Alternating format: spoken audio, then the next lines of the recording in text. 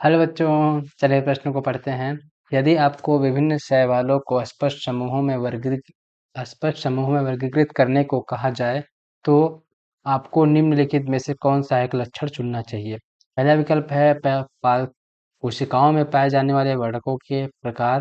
दूसरा विकल्प है कोशिका के भीतर भंडारित खाद्य सामग्री की प्रकृति। तीसरा विकल्प है थैलस की संरचनात्मक संगठन। और चौथा विकल्प है कोशिका भित्ति की रासायनिक संगठन के आधार पर। तो हम देखेंगे कि हमारा प्रश्न क्या पूछ रहा है कि सवालों का वर्गीकरण आप किसके आधार पर करोगे। चलिए देखते हैं प्रश्न की मुख्य अवधारणा क्या हो जाएगी। मुख्य अवधारणा मुख्य अवधारणा क्या होगी कि शैवाल शैवाल अब शैवाल क्या होते हैं कि यह एक पादप जगत में इनको रखा गया है। शैवाल को किस में रखा गया है? पादप जगत में रखा गया है। अब इनको इसमें क्यों रखा गया है? क्योंकि इसमें क्या होता है कि एक होता है कि इसमें कोशिका भित्ति भी पाई जाती है और ये प्रकाश संश्लेषण भी करते हैं। तो जो शैवाल होते हैं वो क्या करते हैं? हमारे प्रकाश संश्लेषण करते हैं। प्रकाश संश्लेषण करेंगे, यह प्रकाश संश्लेषण क्रिया करते हैं। प्रकाश संश्लेषण क्रिया में क्या करते हैं? यह भाग लेते हैं, प्रकाश संश्लेषण करते हैं। अब प्रकाश संश्लेषण के लिए क्या होता है कि वर्णक की आवश्यकता होती है। कौन से वर्णक की? प्रकाश संश्लेषी वर्णकों की क्या होती है? आवश्यकता होती है। क्योंकि बिना प्रकाश संश्लेषी वर्णकों के प्रकाश संश्लेषण होना संभव नहीं है। तो क्या है कि जो शैवाल हैं उनको प्रकाश संश्लेषी वर्णकों के आधार पर, जो शैवालों को किसके आधार पर वर्गीकृत किया जा सकता है?